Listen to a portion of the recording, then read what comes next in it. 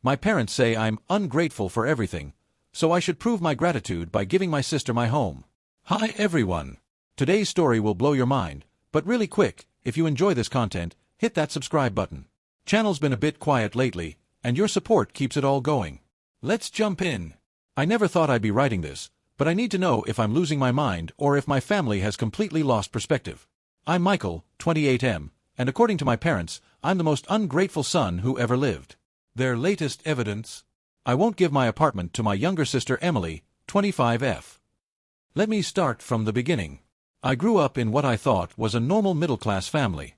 My parents, David and Patricia, always emphasized gratitude. Every dinner started with listing what we were thankful for. Every gift required a handwritten thank you note.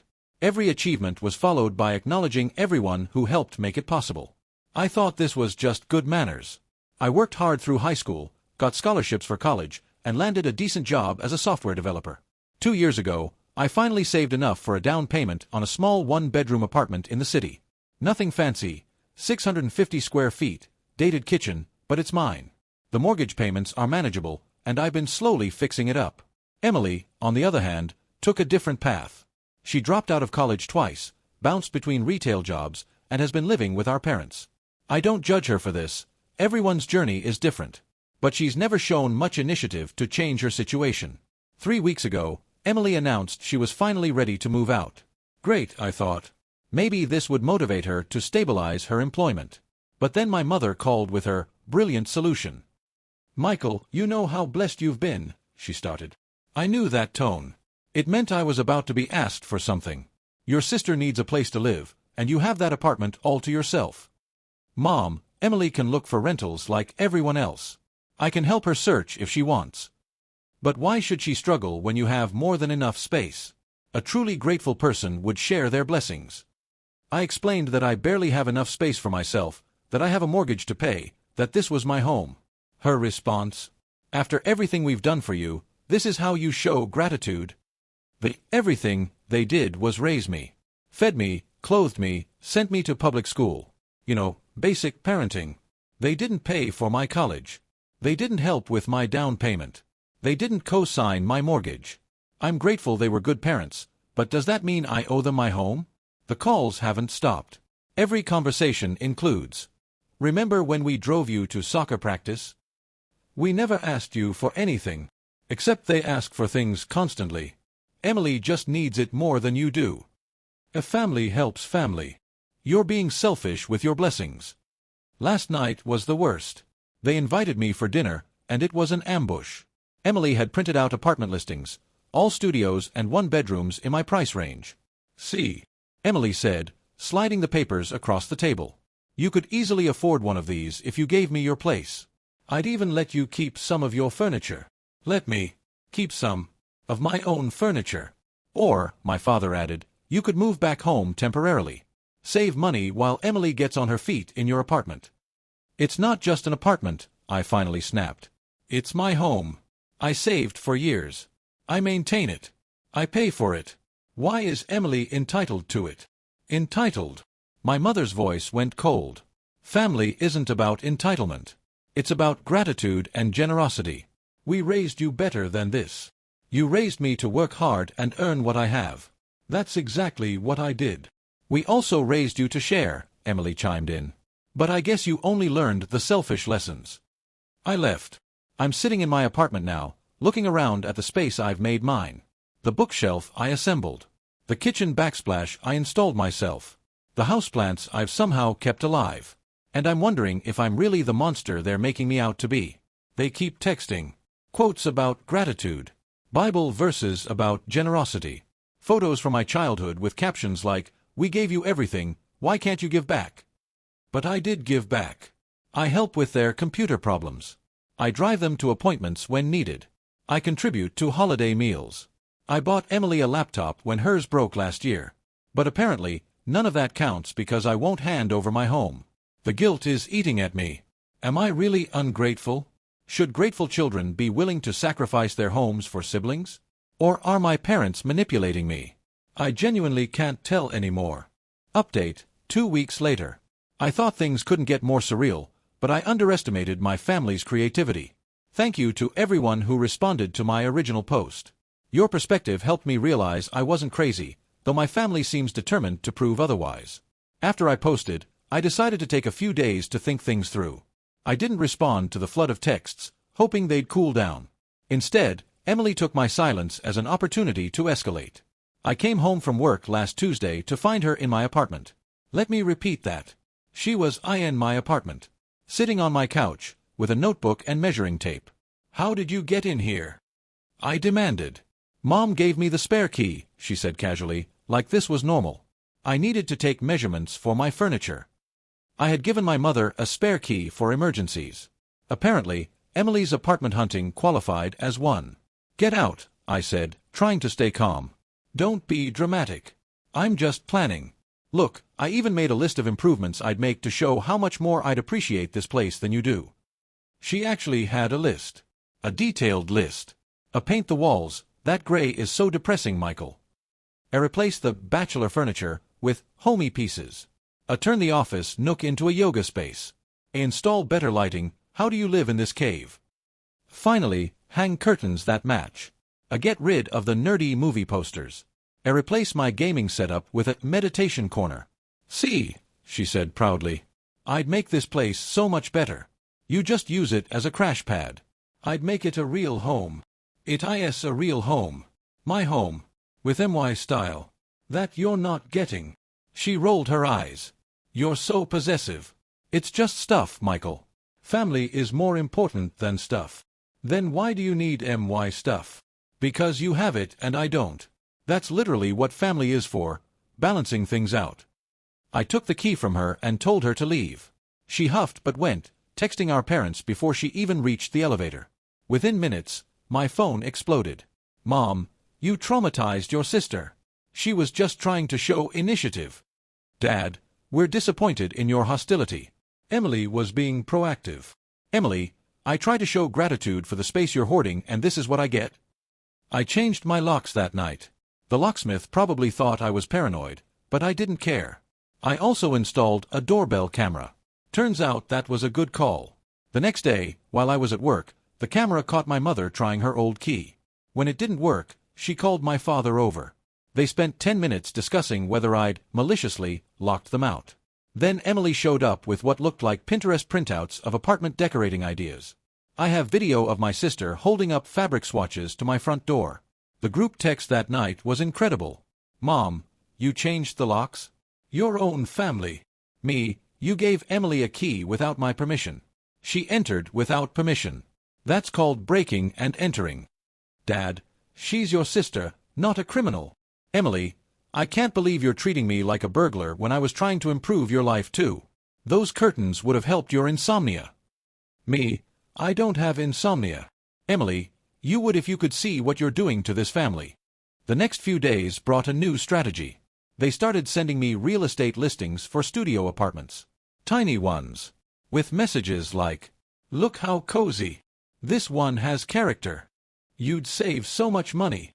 Minimalism is very in right now. Think how good you'd feel knowing Emily's not struggling." Each listing was worse than the last.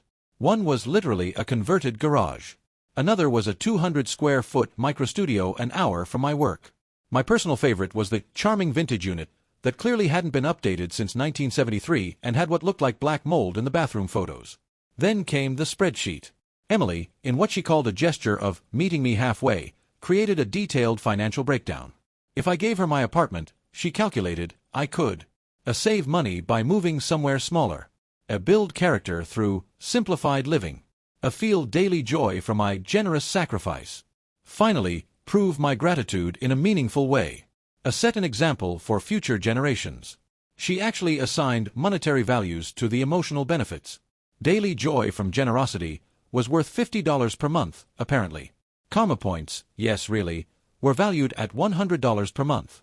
According to her calculations, I'd come out ahead by $237 per month when factoring in these intangible benefits. I responded with my own spreadsheet. One column, keeping my home. Value, priceless. That didn't go over well. Saturday brought the ambush dinner attempt number 2. They claimed they wanted to apologize for overstepping.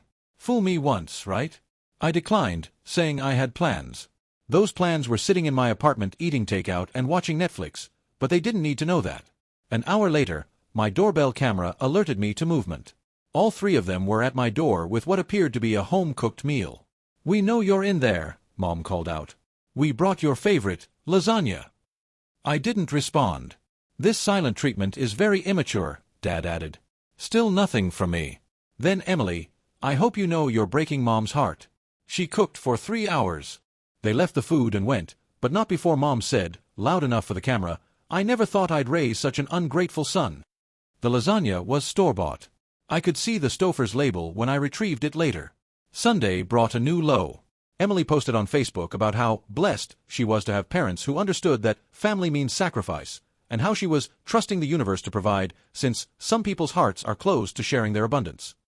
The comments were a mix of people offering her legitimate rental suggestions, which she ignored, and others asking what was wrong.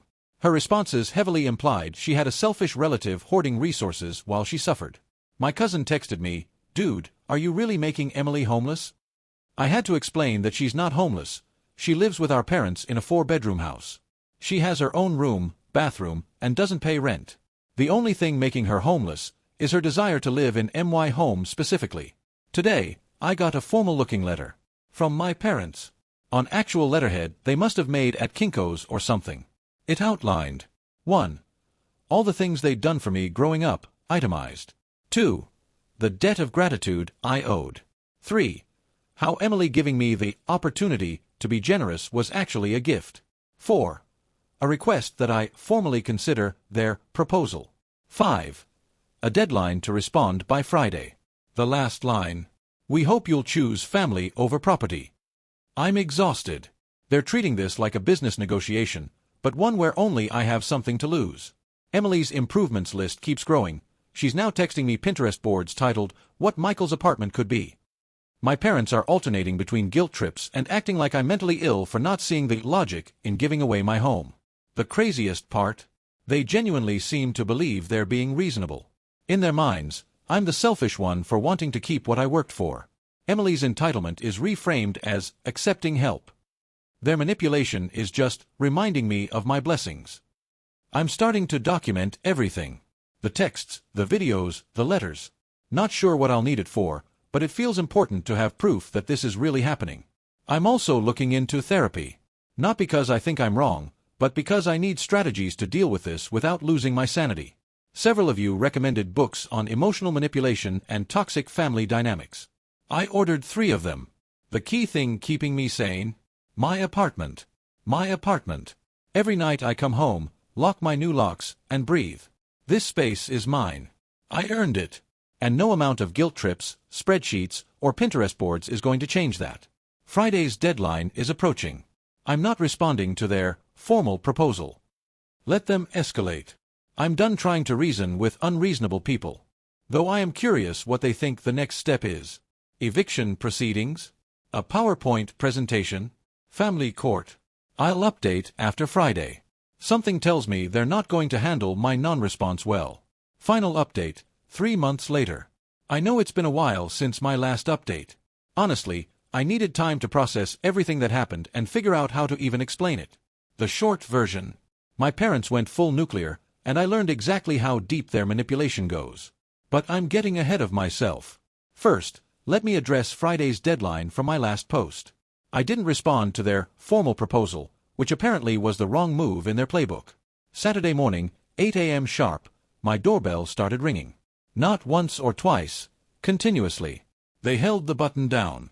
Through the camera, I could see all 3 of them.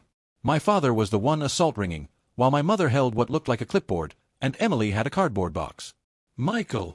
Dad shouted. "We know you're avoiding us. Real adults face their responsibilities." I called the building security.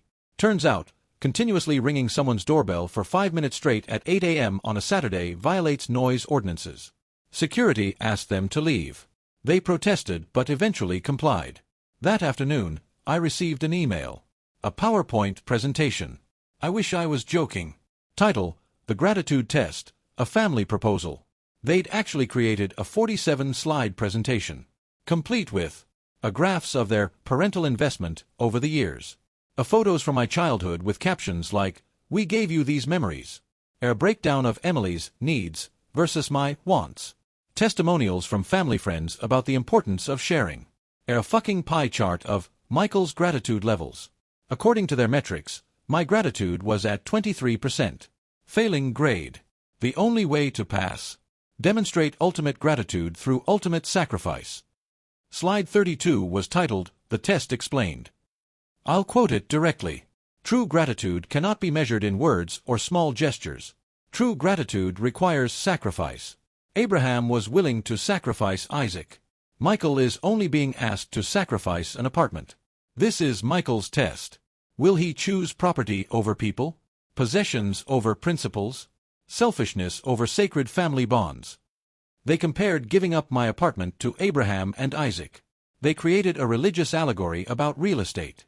The last slide had 2 buttons to click, "I pass the test," and "I fail my family." I didn't click either.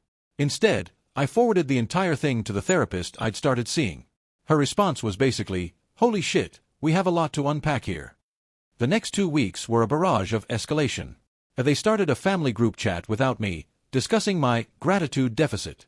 Emily began apartment hunting but would only look at places way worse than mine to show what I was forcing her to accept. And my parents called my employer to verify I could afford to help family. They showed up at my gym to bump into me and discuss my closed heart. And my mother sent daily emails with subject lines like, "Day 17 of Michael's ingratitude." Then came the family meeting summons.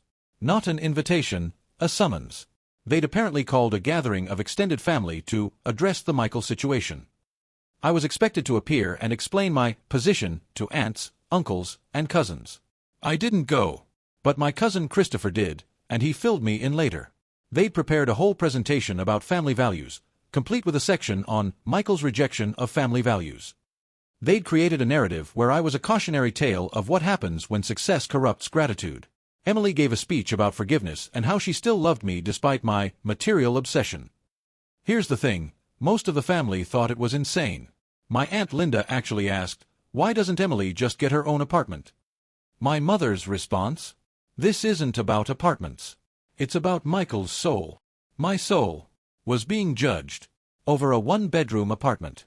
Christopher said the room got uncomfortable. People started making excuses to leave. Only my parents' siblings stayed, and even they seemed confused about why this was happening. The failed intervention seemed to break something in my parents. The daily harassment stopped. For about a week, I heard nothing. I started to hope they'd realized how insane they were being. Nope. Instead, they went legal. Sort of. I received a letter from a family mediator they'd hired. This mediator wanted to help us resolve our gratitude dispute and find a solution that honors family bonds. I responded that there was no dispute. I owned an apartment. I lived in it. End of story. The mediator called me. This poor woman had clearly been given a very different story. She kept asking about my gratitude issues and whether I'd considered gratitude counseling. When I explained the actual situation, she was quiet for a long moment. "They want you to give your sister your apartment as proof you're grateful?" "Yes." "That you pay mortgage on?" "Yes." "And they see this as a reasonable test of your character?" "Apparently." She declined to continue the mediation. My parents' next move was more creative. They started a blog. Raising Ungrateful Children, A Parent's Heartbreak. They used fake names, but anyone who knew us would recognize the story. They posted about their journey, watching their successful son choose materialism over family. The blog posts were unhinged. Day 43, he still chooses property over people. When your child fails the ultimate test. Our daughter's grace in the face of her brother's greed. Teaching gratitude, where we went wrong. Each post got more dramatic. They started adding childhood photos, with faces blurred, and creating timelines of where my gratitude went wrong. Apparently, it started when I was 6 and didn't want to share my Halloween candy with Emily.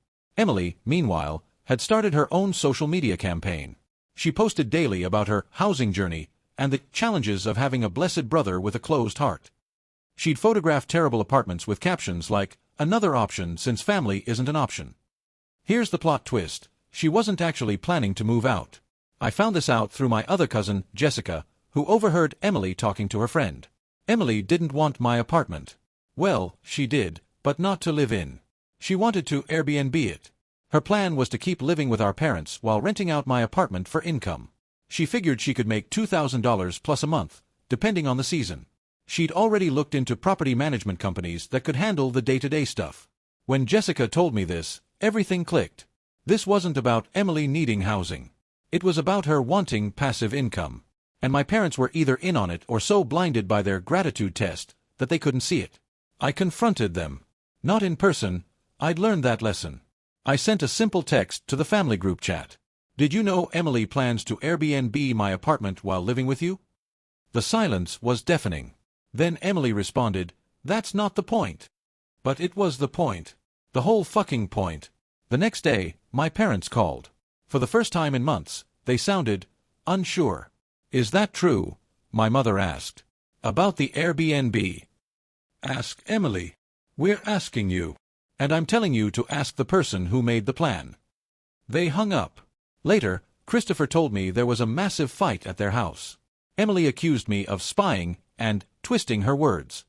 My parents were upset that she hadn't been honest about her intentions.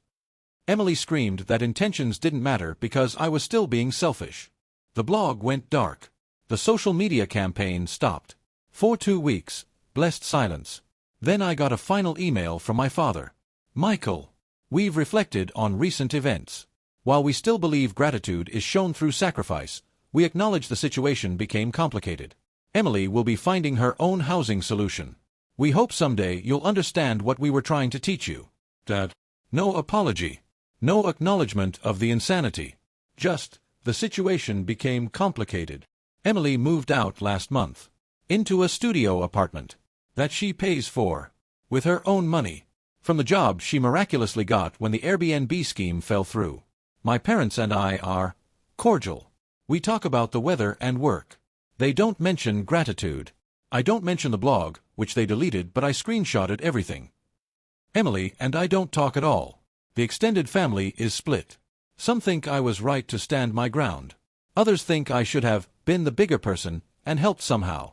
Most are just glad the drama is over. My therapist has been incredible through this.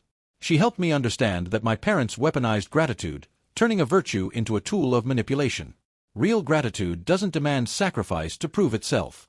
Real gratitude doesn't come with tests or spreadsheets or PowerPoints. I still live in my apartment. I added some new plants. Hung better curtains, my choice, not Emily's. Even got a nicer couch. Every time I unlock my door, I feel grateful. Grateful that I stood firm, grateful for the space I worked for, grateful that I learned the difference between real gratitude and emotional manipulation. Sometimes I wonder if I could have handled things differently. Been more diplomatic. Found a compromise. But then I remember slide 32 of that PowerPoint, and I know there was no reasoning with people who saw my home as a test from God. I'm sharing this final update partly for closure, partly in case anyone else is dealing with family who've weaponized gratitude or family values to manipulate them. You're not crazy.